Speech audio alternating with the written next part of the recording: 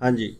Digital marketing course का अभी हम एक पार्ट है, बहुत ही इम्पोर्टेंट पार्ट, वो एसईओ यानी सर्च इंजन ऑप्टिमाइजेशन, उसको अभी हम डिस्कस करेंगे। और मैं आपको डिटेल बताऊंगा कि सर्च इंजन ऑप्टिमाइजेशन है क्या, और कैसे करते हैं, और सर्च इंजन क्या चीज़ है। ये चीज़ें हम सबसे पहले डिस्कस करेंगे। ये स्क्रीन आपको नज़र आ रही?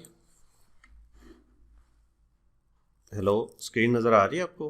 नहीं आती मुझे तो कोई स्क्रीन नहीं शेयर हुई। अच्छा, एक मिनट ठहरें, फिर मैं इसको शेयर कर देता हूँ। नहीं हो रही अभी। नहीं हो रही? नहीं हो रही। Okay, please wait, please wait.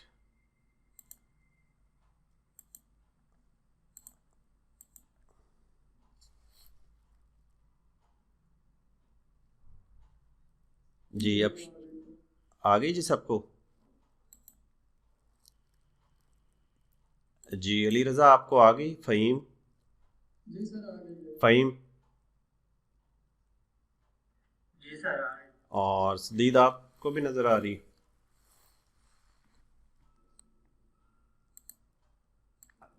Hello सदीद, आप सुन रहे हैं?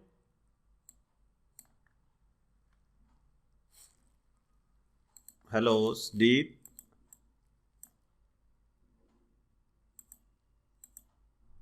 सदीद आप सुन रहे हैं?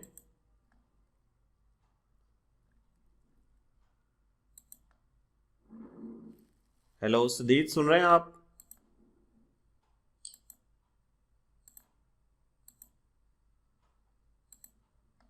जी सदीद, सुन रहे हैं आप?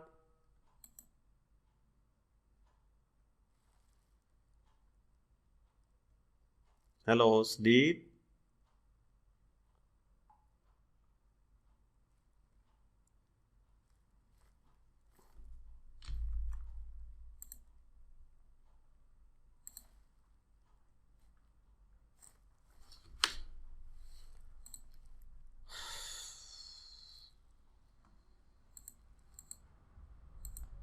सदीद मेरा ख्याल गायब हो गए। चलें, बहरहाल आज पहला दिन था, ये छोटे छोटे मसले मसाइल होंगे, लेकिन इंशाल्लाह ये सॉल्व हो जाएंगे। अच्छा जी, तो हम लोग स्टार्ट करते हैं। एसईओ यानी सर्च इंजन ऑप्टिमाइजेशन है क्या? अच्छा, ड्यूरिंग लेक्चर आपका कुछ स्क्रीन चली जाए, या आपको सुनाई दे रहा ना दे रहा हो, तो आप व्हाट्सएप मैसेज भी कर सकते हैं। ठीक है, मैं फिर उसको दो तीन मैसेज इकट्ठे किए जाएगा, मुझे बीप आ जाएगी, तो फिर मैं देख लूँगा किसका क्या इशू है। Okay okay. So search engine optimization actually क्या है? देखिए, सर्च इंजन्स जो हैं,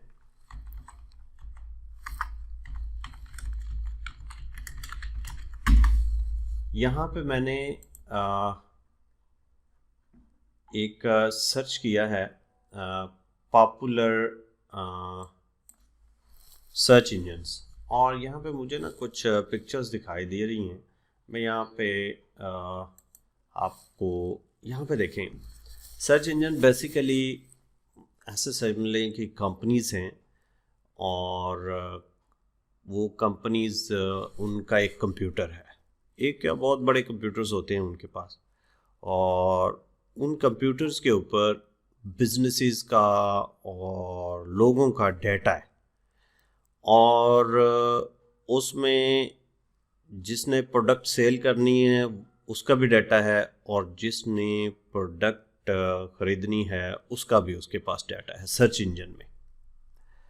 अब बेसिकली ये सर्च इंजन जो हैं, ये अ, जो इनका बिजनेस मॉडल है वो यही है कि ये कंपनीज, क्योंकि बहुत सारे बिजनेसेस की इंफॉर्मेशन इन सर्च इंजन्स के अंदर है, और ये कंपनीज से पैसे लेते हैं और लोगों को एड्स दिखाते हैं, और इनका ये इस तरह एक बिजनेस मॉडल होता है। और ये दो तरीके से काम करते हैं। एक तो इन्होंने कहा है कि जी आप जो ऑर्गेनिक रैंकिंग करें। ऑर्गेनिक रैंकिंग क्या है कि फ़र्ज़ करें मैं यहाँ पे लिखता हूँ ऑटो कैड उर्दू। अब देखें, ये मैंने सर्च किया ऑटो कैड उर्दू कोर्स या कोई भी, तो यहाँ पे आप देखें इन वीडियोस के बाद जो टॉप रैंकिंग वेबसाइट है वो मेरी वेबसाइट यहाँ पे आपको नज़र आ रही होगी। यहाँ पे कुछ आपको वेबसाइट्स नज़र आएंगी जो पेड होंगी, जो एड्स जिनके लगे होंगे। कुछ वेबसाइट ऐसी आएंगी जो ऑर्गेनिक रैंक की गई होंगी। जैसे यहाँ पे फर्ज करें, लेट्स सपोज कि मैं लिखता हूँ कि प्लम्बर्स इन यूएसए। अब देखें ये एड्स आ रही हैं, ये कंपनीज जो हैं ये सर्च इंजन को पे करती हैं अपनी एड ऊपर दिखाने के लिए, और यहाँ पे कुछ आपको इस तरह की रैंकिंग, ये ऑर्गेनिक यानी ऑर्गेनिक तरीके से बगैर पैसे दिए गूगल को ये रैंक हुई हैं ये वेबसाइट्स।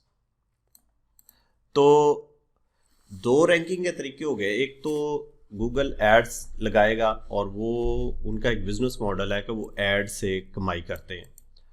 दूसरा, उन्होंने ऑर्गेनिक एक तरीका बताया हुआ है ताकि ज़्यादा से ज़्यादा, क्योंकि हर बंदा तो पैसे नहीं ना दे सकता, फिर उन्होंने एक ऑर्गेनिक वे बना दिया कि आप ये तरीके अपनाएंगे तो आप ऑर्गेनिक तरीके से बगैर पैसे लगाए सर्च इंजन में अपनी रैंकिंग ले सकते हैं। जैसे मैं यहाँ पे, जैसे अभी मैंने बताया कि ऑटो कैड उर्दू, इसमें मैंने अपनी वेबसाइट जो है वो रैंक की हुई है। यानी ये जो पेज है अच्छाटीचर.com का, ये रैंक है, टॉप रैंकिंग में है ऑटो कैड कीवर्ड्स के ऊपर। अभी कीवर्ड्स की भी बात करेंगे आगे जाके, ये मेरे लेक्चर हैं और इस पे ये सारा पेज है। अच्छा, अब सर्च इंजन इस तरीके से कमाई करता है। अब जाहिर बात है बहुत सारे, देखिए 68% ये डेटा जो है, अभी मैं इसका लेटेस्ट डाटा आपको ढूंढ देता हूँ, ये 1994 टू 1919 तक का डाटा है। तो ये 8%, और अभी तो ये आलमोस्ट 80 और 90 के करीब चले गए हैं पूरी दुनिया में जो सर्च इंजन की रैंकिंग के हिसाब से।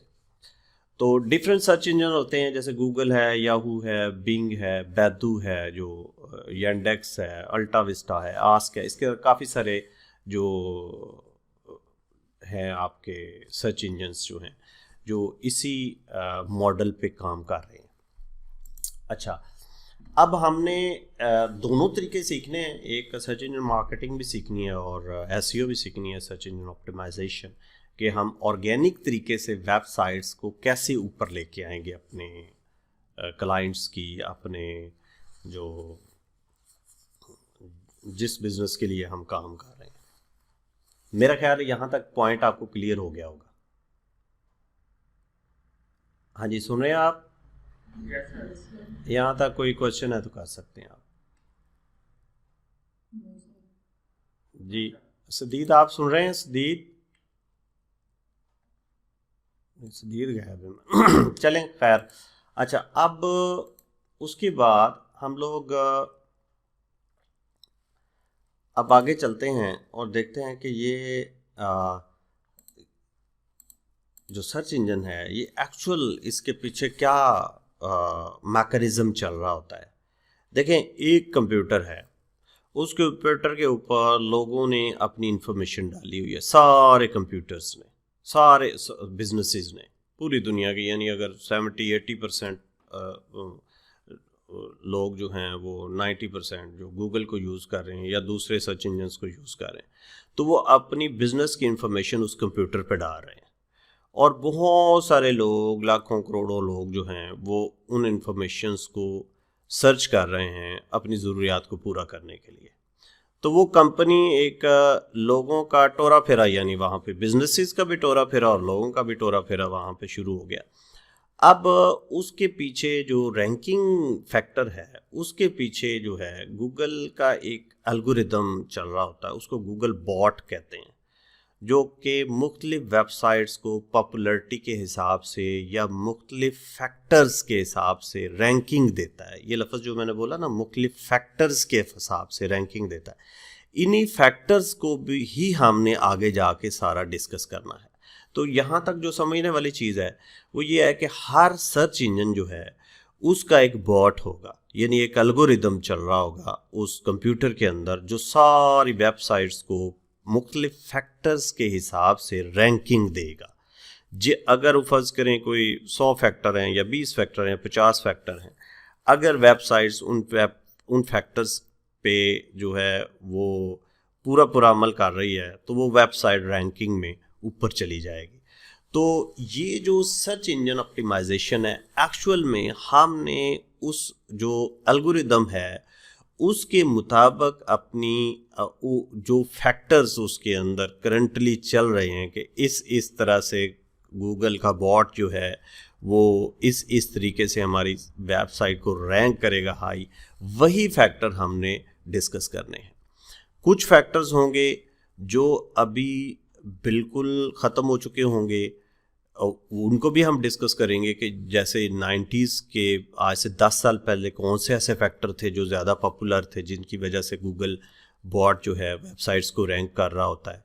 और आजकल ये अभी 2021 आने वाला है, 20 एंड पे है, तो आजकल कंटेंट मार्केटिंग सबसे इम्पॉर्टेंट फैक्टर है जो गूगल सर्च इंजन मार्केटिंग का। बाकी भी फैक्टर्स इन्वॉल्व हैं, लेकिन इस वक्त जो टॉप पे चल रहा है वो कंटेंट मार्केटिंग। तो इसी तरह हम इन सारे फैक्टर्स को बारी बारी डिस्कस करेंगे और उनको अपनी वेबसाइट के ऊपर, अपने सोशल मीडियाज़ के ऊपर, जहाँ जहाँ पे उनकी इम्प्लीमेंटेशन आएगी वो करेंगे।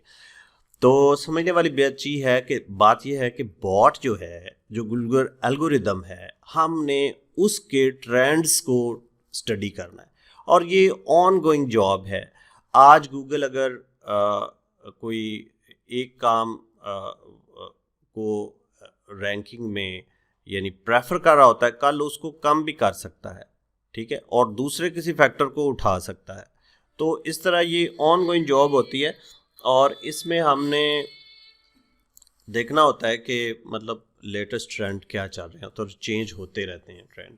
बहरहाल तो बेसिकली फिर एक दफ़ा बता रहा हूँ कि सर्च इंजन ऑप्टिमाइजेशन क्या है कि हमने गूगल बॉट या गूगल एल्गोरिदम को देखना है कि वो किन फैक्टर्स को मद्देनज़र रखता है वेबसाइट की रैंकिंग के लिए। तो हम उसी पे हम अभी आगे डिस्कस करेंगे, एक एक फैक्टर को हम डिस्कस करते जाएंगे।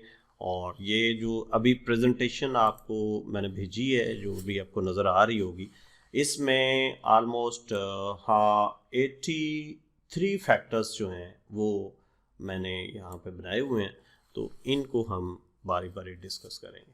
अच्छा, इसमें दो बेसिकली जंप्स होते हैं। एक हम वेबसाइट के ऊपर एसईओ करते हैं, इसको बोलते हैं ऑन साइट एसईओ, और एक बोलते हैं ऑफ साइट एसईओ। ठीक है, वो वेबसाइट के ऊपर सारा हम काम करते हैं और उसमें कुछ फैक्टर्स होंगे यानी ऑन साइट एसईओ पे, और कुछ ऑफ साइट एसईओ हम करेंगे, उसके भी कुछ फैक्टर्स होते हैं, वो हम डिस्कस करेंगे। यानी दो पैरामीटर्स मेन हमारे आ गए, एक ऑन साइट और एक ऑफ साइट। जी, बात समझ लगी है आपको? जी सर। अच्छा, यहाँ तक फ़हीम आपका कोई क्वेश्चन है तो बताएं। No sir. ओके, और अली रज़ा आपका कोई क्वेश्चन है? सर ये हम एसईओ करते हैं किसी भी वेबसाइट की, तो ये जो हम टेक्निक्स अप्लाई करेंगे, क्या ये टेक्निक यानी कि सारे इंजन पर जब हम किसी भी सर्च इंजन पर सर्च करेंगे तो अप्लाई होगी? हाँ जी, असल में बेसिक हमारा टारगेट जो है वो गूगल है, क्योंकि 90% ट्रैफिक है ही गूगल के ऊपर। और बाकी जो सर्च इंजन्स हैं ना, वो इस तरह ही हैं कि वो गूगल को फॉलो ही कर रहे होते हैं आमतौर पर, यानी उनका एल्गोरिदम जिस हिसाब से चल रहा होता है, ऑलमोस्ट तमाम सर्च इंजन्स पे वही काम हो रहा होता है। अभी दो जो है ना वो मेन इस वक्त कॉम्पिटिटर्स हैं, एक बैदू है, एक ये इसका है गूगल, तो उनका मुकाबला है। लेकिन गूगल सबसे टॉप रैंकिंग में अभी वो उसके 30% पे भी नहीं आया इस वक्त, तो ज़्यादा इम्पोर्टेंट गूगल है और हमने गूगल को ही हमने फॉलो करना है। बाकी सर्च इंजन भी एल्गोरिदम उनका भी होगा, उनके भी कुछ फैक्टर्स होंगे, लेकिन ऑलमोस्ट यही फैक्टर्स होते हैं तमाम सर्च इंजन्स के ऊपर। अच्छा, आपको अभी प्रेजेंटेशन नज़र आ रही होगी, इसमें ये ऑन पेज एसईओ है और उसके पहले फैक्टर्स होते हैं। ये हम अभी गो थ्रू करेंगे पूरा, और मैं कुछ चीज़ें आपको वन बाय वन बताता जाऊंगा, जस्ट इन अ नटशेल। मे भी आपको समझ ना लगे, लेकिन इसको हम detail one by one her factor को डेली हम डिस्कस करेंगे, उस फैक्टर के अंदर क्या है और क्या हमने करना है। ओके, तो अभी हम आज हम इसको गो थ्रू करेंगे सारे इस 82 फैक्टर्स को। तो ऑन पेज वेब एसईओ के ऊपर हम पेज के ऊपर यानी वेबसाइट पेज के ऊपर काम करते हैं, वेबसाइट के बाहर काम नहीं करेंगे। पेज के ऊपर कुछ फैक्टर्स होते हैं, उनको हम ठीक करेंगे। उसमें सबसे पहले आके आपने अपना एक यूनिक नेम रखना होता है वेबसाइट का, अपने ब्रांड का, जिस तरह मेरा एक ब्रांड है अच्छा टीचर, ठीक है, वो मैंने ब्रांड नेम रखा। नेस्ले एक ब्रांड नेम है, इस तरह कोका कोला एक ब्रांड नेम है। इस तरह ब्रांड को जो है वो एक फैक्टर है, वो आपने जब भी कोई बिजनेस स्टैब्लिश करना है या कोई बिजनेस आप ऑनलाइन करना चाह रहे हैं तो इसका ख्याल रखना कि ब्रांड नेम होना चाहिए। अब ये आगे इसकी क्या डिटेल्स है वो इंशाल्लाह हम बारी बारी डिस्कस करेंगे। फिर उसके ऊपर आपने दूसरा फैक्टर जो होता है कि आप या www लिखें या www ना लिखें, ये तमाम शुरू से ये एक रूटीन आपने स्टिक करनी है, stick to any one domain, www लिखें या www ना लिखें। जैसे achateacher.com या www.achateacher.com, तो शुरू से जब वेबसाइट बना रहे हों, जब पेजेस बना रहे हों, तो उस वक्त ही आपने इस चीज़ का ख्याल रखना है कि हमने www यूज़ करना है या नहीं रखना, एक पे स्टिक हो जाए। और फिर सारी उम्र अगर किसी कार्ड पे भी लिखना है तो वो भी W के बगैर लिखें, ठीक है। और अगर आपने कहीं किसी अपने इश्तिहार के ऊपर भी लिखना है या वेबसाइट पे या सोशल मीडिया पे लिंक देना है तो वहाँ आपने एक रूटीन अपनानी है। ये नहीं कहीं कि आप www लिख रहे हों, कहीं www ना लिख रहे हों, तो ये एक फैक्टर है। बाकी इसके आगे डिटेल हम इंशाल्लाह डिस्कस करेंगे। फिर उसके बाद सिमेंटिक मार्कअप पे हैं, ये हम अपना टैग्स जो हैं वो वेबसाइट की HTML टैग्स हम प्रॉपरली चेक करते हैं। हर टैग, हेडर टैग है, आर्टिकल टैग है, कोई टैग जो है वो डिस्टर्ब तो नहीं हुआ, ये भी हम वेबसाइट पेज के ऊपर ये चीज़ें डिस्कस करते हैं। फिर इस तरह थर्ड है रोबोट टेक्स्ट, एक आपकी फाइल होती है जो कि सर्च इंजन्स को बताती है कि ये वेबसाइट है और ये इस तरह इसकी सारी डिटेल है उस वेबसाइट के ऊपर। तो ये जो क्राउलर होता है, स्पाइडर, क्राउलर, बॉट, ये अभी थोड़ी देर पहले हमने जो डिस्कस किया गूगल यानी एल्गोरिदम को, कि उसको बॉट भी बोलते हैं, उसको क्राउलर भी बोलेंगे, उसको स्पाइडर भी बोलेंगे, ठीक है। तो ये बेसिकली रोबोट टेक्स्ट के अंदर आपकी वेबसाइट की इंफॉर्मेशन होती है कि जैसे ये यहाँ पे लिखा हुआ ना, your robot text is the police officer at the traffic stop and the cars are web browser. तो यही हमारी जो वेबसाइट का ये bot.txt फाइल है, robot.txt, ये क्राउलर को बताती है कि इस तरफ जाना है, इस तरफ नहीं जाना, पूरी वेबसाइट की इंफॉर्मेशन इसके अंदर होती है। ये भी हम मेक इंश्योर करेंगे कि robot.txt हमारे वेबसाइट के अंदर है या नहीं है। बाकी इसकी आगे डिटेल हम बारी बारी डिस्कस करेंगे जब इसका टाइम आएगा। फिर टैग्स हम यूज़ करते हैं, H1 टैग्स, हेडिंग लगाते हैं, ये भी एक फैक्टर है। और हेडिंग H1 होती है, H2 होती है, H3 हेडिंग होती है। इस तरह की हेडिंग्स हम देते हैं, जिस तरह आपको ये सर्च इंजन रिज़ल्ट पेजेस पे नज़र आ रही होंगी। तो ये भी एक फैक्टर है, इसको भी हम आगे डिस्कस करेंगे। फिर आपका ब्रोकन लिंक्स नहीं होने चाहिए, यानी ऐसे नहीं कि गूगल क्राउलर आया है और या कोई यूज़र आया है और वो किसी पेज पे क्लिक करता है और आगे वो पेज खुलता ही नहीं है। तो इस चीज़ का भी हमने ऑन पेज पे ख्याल रखना है कि हमारा पेज प्रॉपरली खुल रहा हो, उसके आगे एरर ना कोई भी आ रहा हो। तो ये भी एक फैक्टर है ऑन पेज एसईओ का। ब्रेड क्रम्स हमने देने हैं, जैसे एक हम डायरेक्टरी दे रहे होते हैं कि होम के आगे ये कोर्स है, कोर्स के आगे डिजिटल मार्केटिंग है, फिर SMS मार्केटिंग है, तो ये इसको ब्रेड क्रम्स बोलते हैं। तो ये भी हम जब वेबसाइट बना रहे होंगे तो उस वक्त इसका भी हमने ख्याल रखना है, और बॉट इसको जो है वो प्रेफर करता है। इसी तरह जो आपकी वेबसाइट जब आपका सर्च इंजन खोलता है तो वो बेसिकली देखता है कि सबसे ऊपर वाली चीज़ क्या है। तो जो चीज़ आप रैंक कर रहे हो वो आपकी फर्स्ट पेज पे होनी चाहिए, यानी ये भी एक फैक्टर है। और इसके आगे क्या डिटेल है वो हम देखेंगे, क्योंकि यहीं से first impression is the last. असल में यही बॉट जो है वो क्राउलर देख रहा होता है कि अगर कोई डिजिटल मार्केटिंग के हिसाब से इस वेबसाइट पे आया तो सबसे पहले डिजिटल मार्केटिंग इंफॉर्मेशन है कि नहीं है।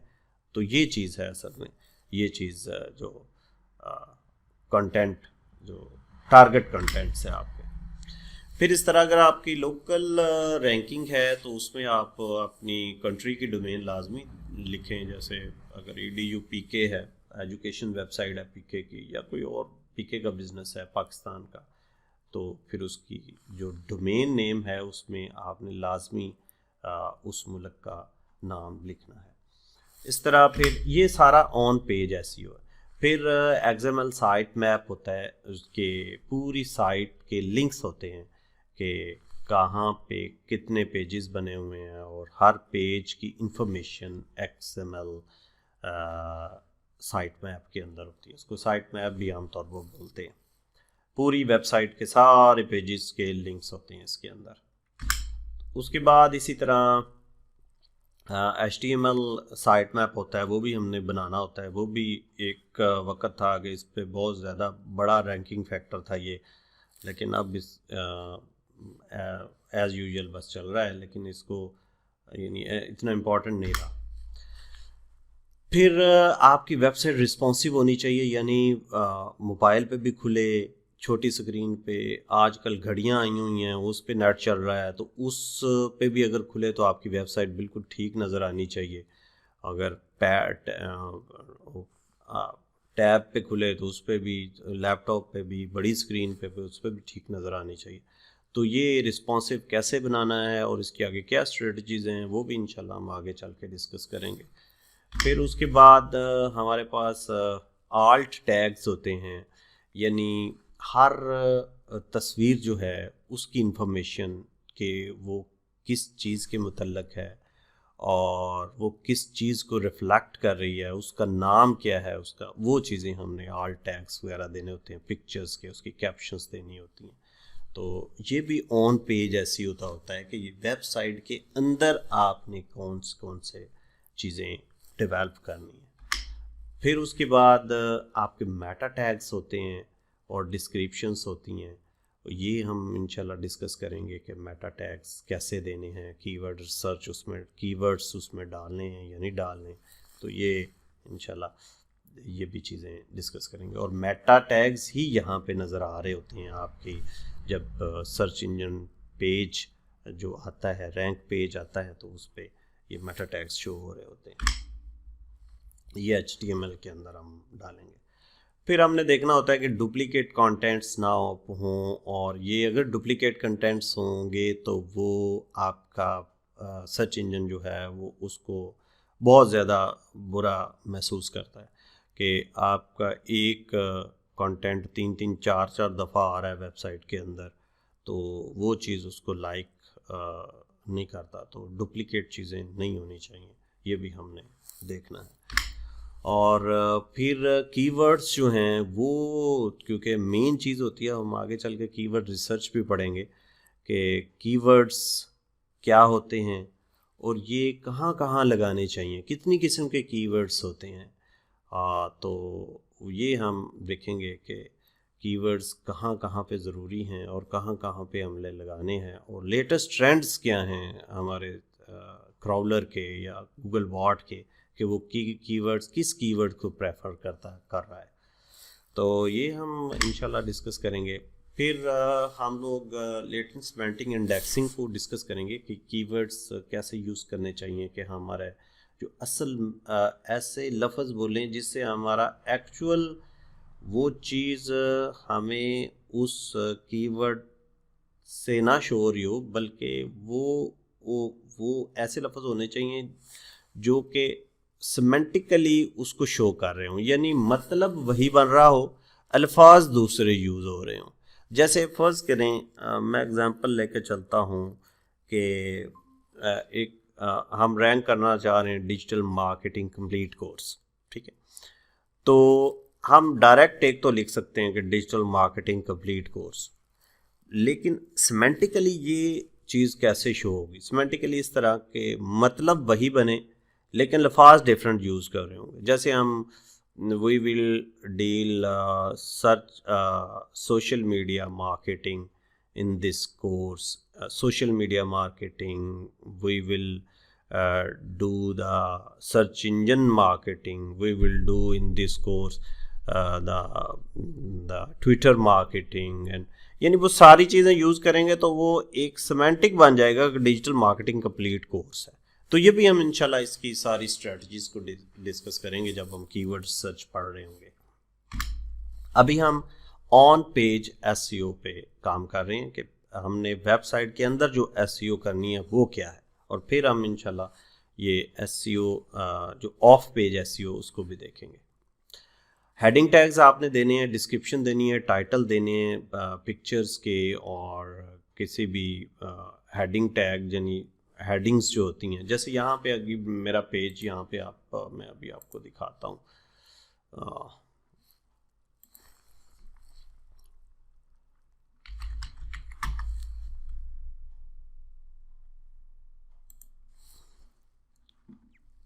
यहाँ पे देखें ये हेडिंग टैग है, ये हेडिंग है, ये H1 है, ये H2 है, इस तरह हेडिंग देनी होती है। तो हेडिंग को जो है वो लाइक कर रहा होता है, आपका सर्च इंजन पसंद करता है, तो उसकी रैंकिंग फैक्टर है, यानी ये भी इसी तरह ये नंबरिंग और बुलेट्स वगैरह ये भी हम इंशाल्लाह डिस्कस करेंगे। तो हमने ये देखना है कि हेडिंग के अंदर कहाँ कहाँ हेडिंग देनी है, कहाँ ज़रूरी हैं, वो चीज़ें सारी ऑन पेज।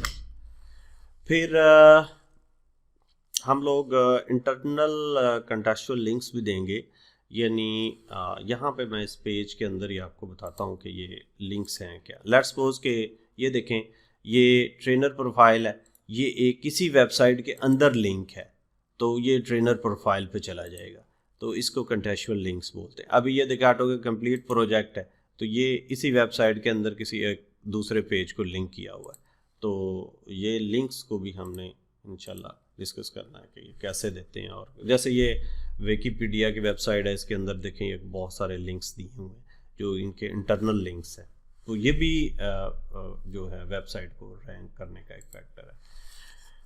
फिर हम इमेजेस को, जैसे ऊपर हमने इनको भी सर्च इंजन रैंकिंग देनी है, और आजकल जो है वो बहुत ट्रेंड चल रहा है कि गूगल जो है वो इमेज को भी रीड करता है और सोशल मीडिया पे जाता है, वहाँ पे इमेजेस को रीड करता है कि ये उस बिज़नेस को रिफ्लेक्ट कर रहा है या नहीं कर रहा है। जैसे हमने ये पेज लगाया, अगर हम इसके ऊपर डिजिटल मार्केटिंग कंप्लीट कोर्स लिख देते हैं, या फ़र्ज़ करें आपकी कोई प्रोडक्ट है, आप फ़र्ज़ करें शुगर बेच रहे हैं, शुगर की तस्वीर है, तो शुगर अगर आप अपनी कंपनी का नाम और ब्रांड का नाम साथ देते हैं तो वो एक आला रैंकिंग फैक्टर बन जाता है। इस तरह इसकी कैप्शंस होते हैं, टाइटल होते हैं, ये चीज़ें भी हमने डिस्कस करनी है। ये सारे फैक्टर्स हैं जो अभी तक हम डिस्कस कर रहे हैं। और ऑन पेज यानी वेबसाइट के ऊपर क्या क्या तब्दीलियां करनी है, किन किन फैक्टर्स का आपने ख्याल रखना है, ये वो चीज़ें। अच्छा, जो डिस्क्रिप्शन है, ये परमालिंक्स हैं, इनकी बात करेंगे। ये 21 नंबर फैक्टर है। ये सर्च इंजन रिजल्ट पेजेस पे ये परमालिंक्स होते हैं, यानी ये लिंक है, ये लिंक है, ये लिंक है, तो ये सारे परमालिंक्स है। तो यानी जो रिज़ल्ट्स पेज आता है, जब आप एक कीवर्ड डालते हैं उसके बाद एक पेज का रिज़ल्ट आता है, तो ये उसके ऊपर जो शो हो रहे होते हैं, ये मेन ये परमालिंक्स होते हैं। इनको भी हम यूज़ देखेंगे कि परमालिंक्स पे कैसे होने चाहिए, उसकी क्या स्ट्रेटजीज है, तो ये भी इसके अंदर एक फैक्टर है। फिर हम आगे चलते हैं, यहाँ पे हाइफन्स वगैरह जो यूज़ करने हैं वर्ड्स को डिस्टिंग्विश करने के लिए, वो भी ऑन पेज पे हमने देखना है। जैसे SEO-blog, तो इस तरह हम हाइफन्स वगैरह भी यूज़ करेंगे और देखेंगे कि ये क्या ये फैक्टर कितना इम्पोर्टेंट है और इसकी क्या क्या स्ट्रेटजीज है। फिर मेटा कीवर्ड्स जो हैं वो हमने HTML टैग्स होते हैं, मेटा टैग्स होता है, उसमें हमने डालने होते हैं, उसमें कीवर्ड्स डालते हैं सारे आमतौर पर। आजकल तो वैसे कीवर्ड्स नहीं, सिमेंटिक कीवर्ड्स जो हैं वो काम दे रहे हैं इसके अंदर तो, लेकिन एक वक्त था आज से 5-7 साल पहले कीवर्ड्स डायरेक्टली इस मेटा टैग्स के अंदर यूज़ किए जाते थे, लेकिन आजकल जो हैं वो इसको इतना लाइक नहीं किया जा रहा, रिकमेंड जो ऐसे एक्सपर्ट्स हैं वो इसको रिकमेंड नहीं किए जा रहे। अच्छा, एक चीज़ मैं यहाँ पे बताता चलूँ कि ये जो गूगल बॉट है, क्राउलर है, इसकी जो स्ट्रेटजीज़ हैं ये कॉन्फिडेंशियल होती हैं, गूगल लीक नहीं करता ये बिल्कुल भी। अब ये हम तक कैसे पहुँचती हैं या SEO जो एक्सपर्ट्स हैं उन तक कैसे पहुँचती हैं? बेसिकली कुछ SEO एक्सपर्ट्स होते हैं जो ट्रायल एंड एरर मेथड से कंक्लूजन्स फाइंड करते हैं कि ये चीज़ें हमने करके देखी हैं, इससे रैंकिंग बढ़ रही है तो आप भी करें। अब कुछ ऐसे फोरम्स जहाँ पे गूगल के अपने जो एम्प्लॉयज़ हैं वो उसकी स्ट्रेटजीज़ को लीक कर देते हैं, या वो लोग जो कोई रिटायर हुआ गूगल से या गूगल से किसी तरीके से इंफॉर्मेशन लीक करके, तो उस तरीके से भी वो SEO एक्सपर्ट्स के पास जो है वो इंफॉर्मेशन पहुंच जाती है। तो बेसिकली ये कॉन्फिडेंशियल होता है सारा ये सिस्टम जो ऑर्गेनिक रैंकिंग का, और ये विद एक्सपीरियंस और विद रिसर्च ये हमें पता चलता है कि किन फैक्टर्स को ज़्यादा प्रेफर किया जा रहा है। अच्छा, अब ओपन डायरेक्टरी प्रोजेक्ट होता है और नॉर्ड यानी ये होता है कि अभी मैं आपको बताऊं इसको किस तरह के यूस्ट हमारा एक प्लगइन होता है वर्डप्रेस के अंदर, उसमें नोड पी और नॉड या टैग्स होते हैं जो कि सर्च इंजन को बताते हैं कि ये इंफॉर्मेशन डिस्प्ले करनी है, ये इंफॉर्मेशन डिस्प्ले नहीं करनी। तो बेसिकली उसका भी इस्तेमाल किया जाता है कि कुछ ऐसी इंफॉर्मेशन है जो हम अपने यूज़र्स को नहीं दिखाना चाहते, यानी वो पेज हमारा अभी तैयार नहीं हुआ या इन प्रोसेस है, या हम वो सर्च इंजन को नहीं बताना चाहते कि भाई ये पेज मेरी वेबसाइट में अभी तक शामिल नहीं है, ताकि सर्च इंजन अपने फैक्टर से उसको कोई गलत रंग ना उस पेज को दे दे।